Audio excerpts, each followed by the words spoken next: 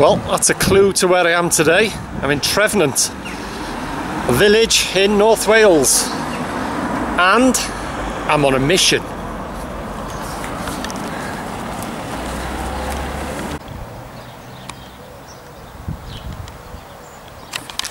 Now there's a Welsh name for you, Tremechion.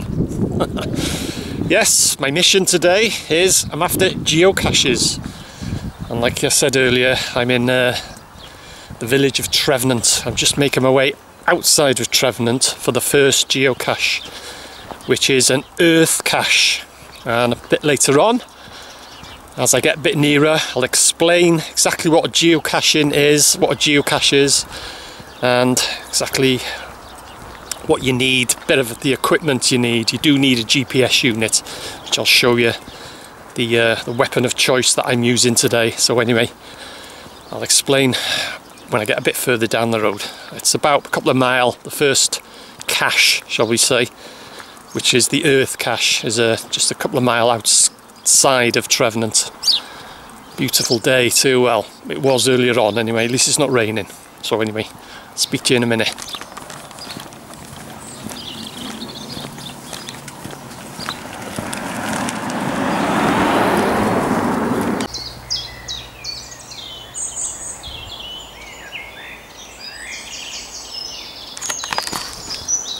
Listen to that, beautiful, innit? Bird song of the North Wales countryside. Right, a bit further down the road now. And geocaching, it's a worldwide hide and seek game, really. Someone has a cache, can be any size, can be from nano, they call them, little tiny ones, to a massive ammo box, or something like that.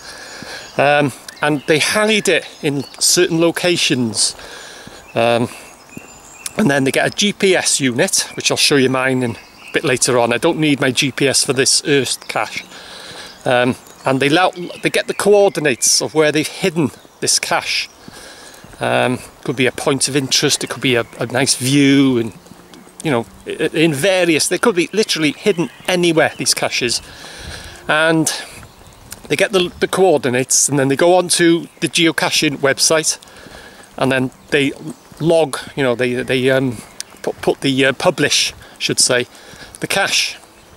And then, like someone like me, a geocacher, joins geocaching, you know, .com, whatever, and finds that cache, looks at that cache, oh, it's in Trefnant or something, put the coordinates, download it into my GPS unit, and then switch my GPS unit on and search for that cache. It gives you the coordinates. You get to the GZ, they call it, the ground zero, which is you're within, well, 5, 10, 15 feet of the cache area. And then you search for the actual cache itself. Some cache owners leave a clue, like look on that base of tree, or behind sign, or look underneath. They'll give you a bit of a hint, but some don't. Some caches are quite easy to find, and some caches I failed on quite a few. You just cannot find them, and that's all the fun of it. And when you do find it, depending on the size, the cache can contain anything, all sorts of things, bit of money, toys, and anything, all sorts of, you know, just like I say, depending on the size. And but all geocaches, except an earth cache, contain a logbook, they call it. It's a bit of paper, a little book, whatever. And what you do is, when you find the cache, you put your name of your, you know, that you've logged into your geocaching, your member name and the date, and that's, you know, proves then that you've found the cache. And you go on the geocaching website and you log it in to say that you found the cache. I'm not a prolific geocacher. I haven't done it now for quite some time, but I'm getting towards 100. Some people, they got thousands and all that, you know, but that's what I decided to do today. There's potential 3 to find. Just cross over. As you can see now, I'm well into the countryside. There's a potential 3. This is the furthest one out of Trevenant.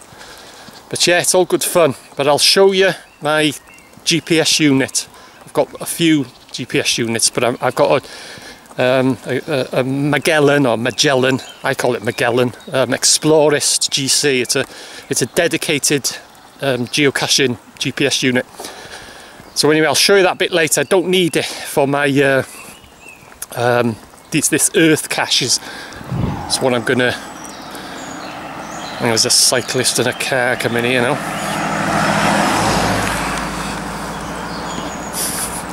Yeah, I don't need it because you just look on the map and you know I know where this earth cache is straight away, and I'll explain.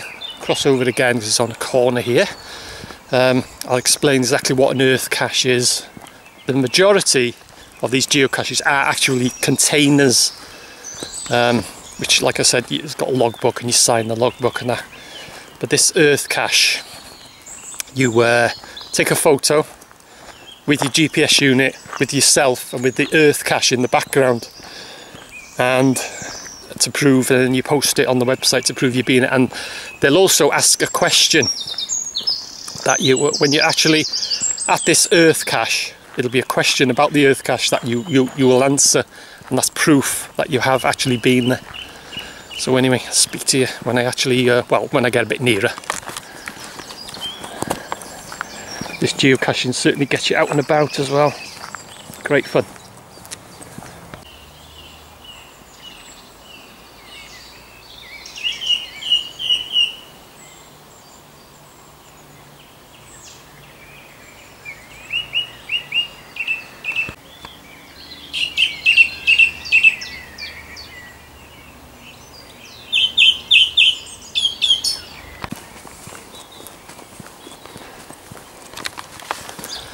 Okay, I'm not far off now from the first cache, which is an earth cache, and it's a bit of an unusual, well, very unusual actually.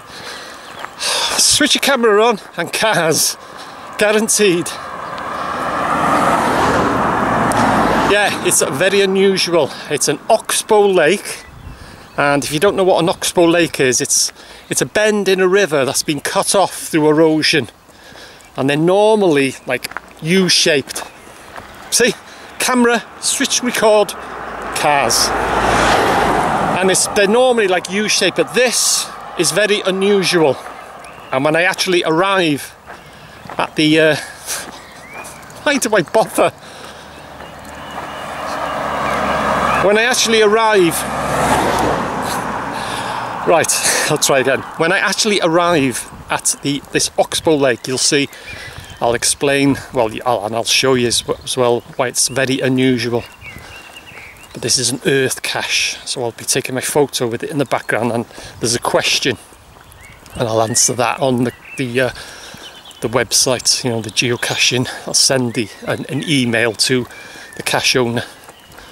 And that's one thing, the golden rule in geocaching: if you're ever making videos, you never show the exact location. You can show the GZ, but you don't actually show or film where the actual cache is hidden, actual finding it, because you can get kicked off the geocaching website. They'll ban you from it.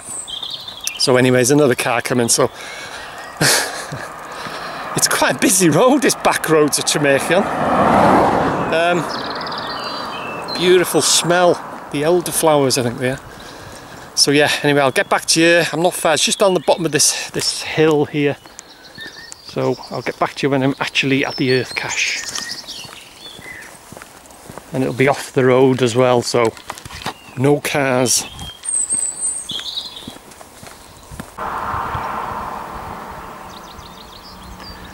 There's a mansion for you.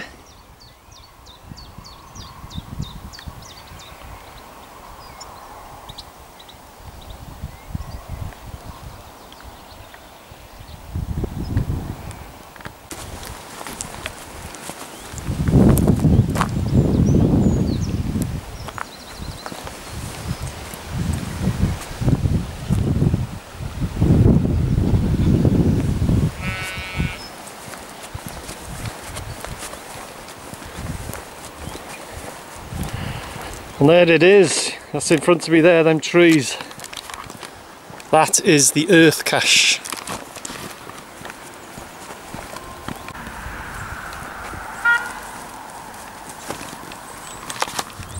Okay, I've arrived at the first cache, albeit it is an earth cache. But as I said earlier, it's an oxbow lake. But what makes it very unusual is it's circular. It's round instead of being like a U or a bow. You see it heads off round that way, and then it heads off round here. And it's like a big circle, and that's what makes it very unusual. I'll show you a bit. I'll walk around a bit this way. You can see there's a bit of water in here. You can see there, and it heads around here.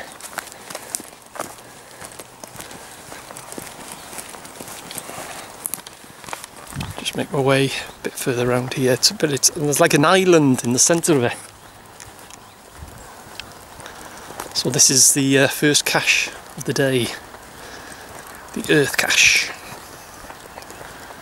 As I say, I'm making my way around here. You can see it is actual, it's a circular, that's what makes it unusual, with an island in the centre.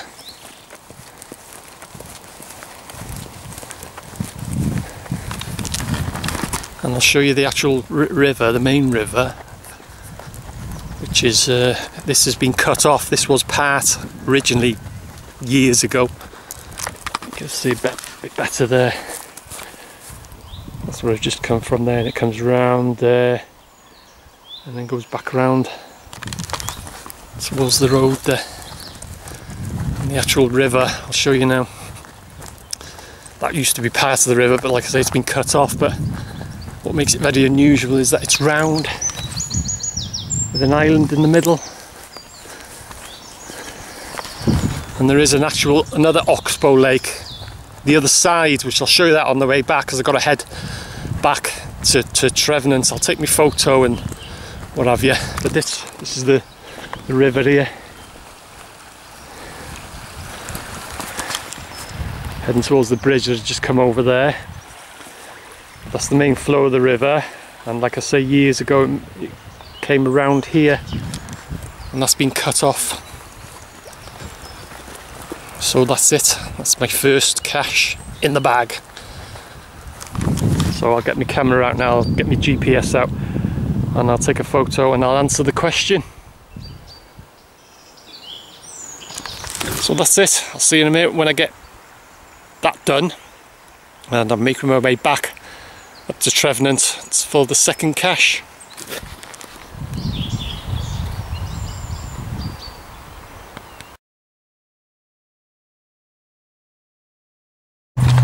I'm just on the bridge now, and I'll show you the other oxbow lake. It's on the other side. That's the circular one, and that's the other one there.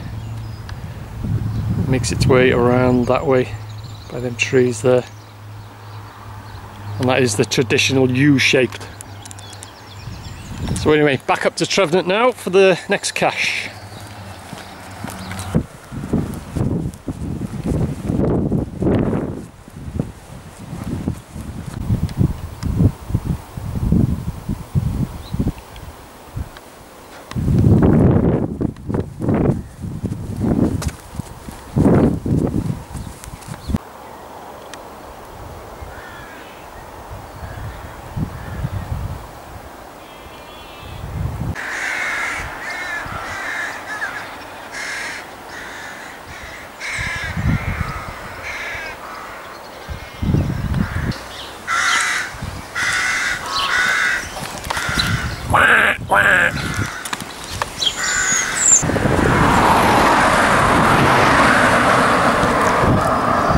Right, heading back into Trevenant from the St Asaph side.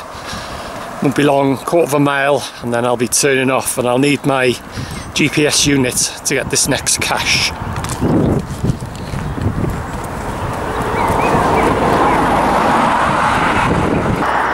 Right, crossing the road now for the the next cache. Not heading in towards Trevenant, but I'll be heading this way.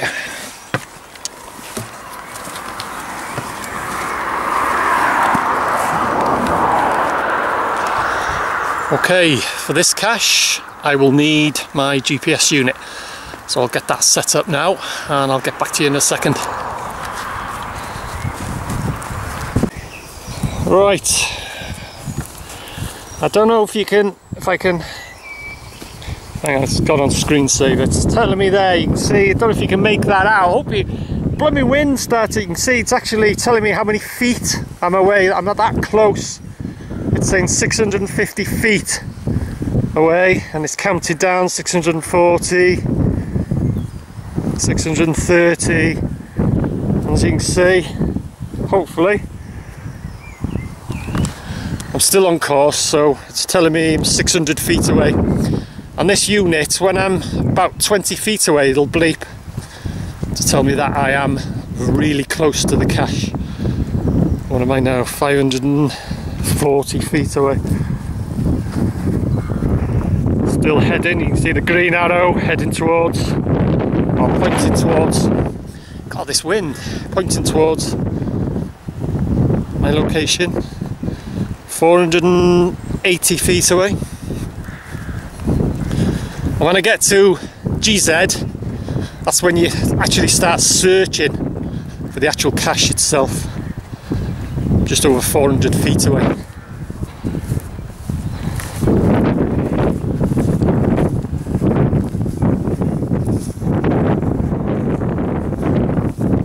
"380 feet away." Haha, it's in that direction.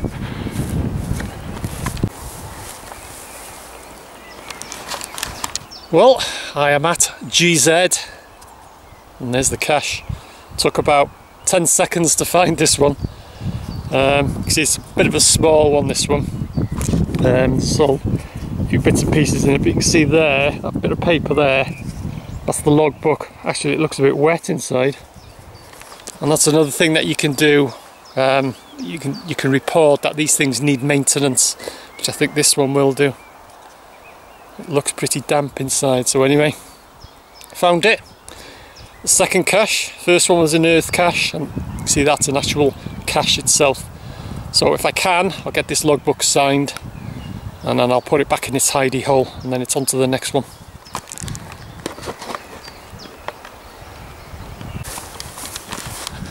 Well, that's it. Logbook signed. It was a bit damp, but I managed to sign it because I always use a pencil. But I will, when I get back and onto the website, I'll report that it does need a bit of maintenance. Another quick word about these GPS units, as well as compasses as well. I always attach a bit of cord to them around your neck, or as you can see there, I've got like a little carabiner type thing. You can clip it onto something so that if you ever put it down somewhere or you drop it, you're not going to lose it. You could be crossing a bridge, a river or something, drop your GPS, that's it, it's gone. Always attach it to yourself or to a rucksack or to something. Never lose your GPS. And do the same for compasses as well. Just a loop, that's all you need around your neck, or like I say, you can use a little clip, you can clip it onto something. Never lose your compass or your GPS unit, because you may put it down to look at your map, things like that. These things you can easily leave behind, but attached to you, there's no way that you're going to lose it. So that's a quick tip. So right, on to the next one now, which is very close to the Trevenant Pond. It's more or less in the centre of Trevenant itself. It's called the Trevenant Pond. That'll be the last cache today. It's just 3 that I'm after today. And the breeze has dropped as well too. So anyway, on to the next cache. And also this next cache, or this last cache, being that it's close to the Trevenant Pond, there might be people fishing there. And non-geocachers are called muggles. So These are people that they won't know what you're doing if they see you searching somewhere, and they think, what's he doing? They won't know what you're doing, and they're called muggles, so it could be a muggle hotspot. Because as I said, these geocaches, they can be anywhere. The ones like I've just gone now, I can be searching all day there, not interrupted. You know, you may get the odd passerby, but some of these caches are in, you know, a high street, a busy high street, something like that, and that's Muggle Central, they call it, because, you know, you can be there rummaging something and people looking at you think, what the hell's he doing? So, but this Trevenant Pond could be, I have to watch out for muggles. So that's another term, geocaching term, Muggle hotspot. So anyway, I'm just about to join the main road now, turn right into the centre of Trevenant itself.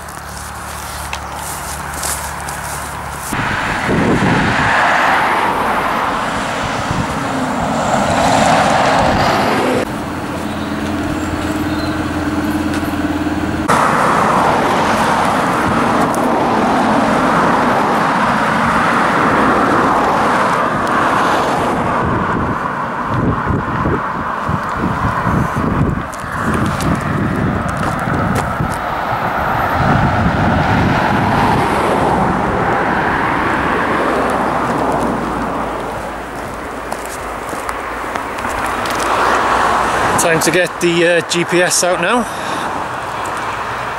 See if I can find the last cache.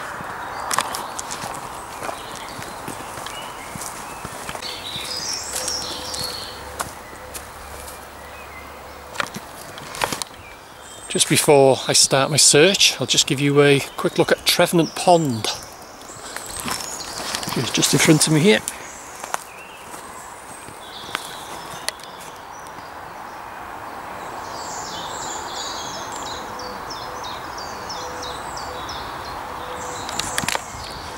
Tucked away in the woodland. Right, there are a couple of muggles there too. So, I will get my GPS out. I've got a rough idea of where it is, but I'll get my GPS unit on the go now and see if I can find the last cache.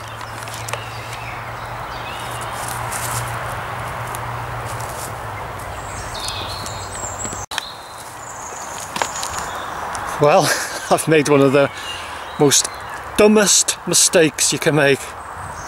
No spare batteries. Switched my unit on and it's saying battery level low. So I started to get it to, you know, program it to find the cache. The battery's failed. So anyway, the cache will be there for next time. Just making my way back now into Trevenant, where I've parked up. So yeah, I'll have to abandon the last cache. Stupid! So anyway, at least I've had two, an earth cache and a proper normal cache, I should say. And this cache here will always be there waiting for next time. So anyway, mission sort of accomplished. 2 out of 3, it's not too bad, is it? So anyway, thanks for joining me. Hope you enjoyed it. And I'll see you again.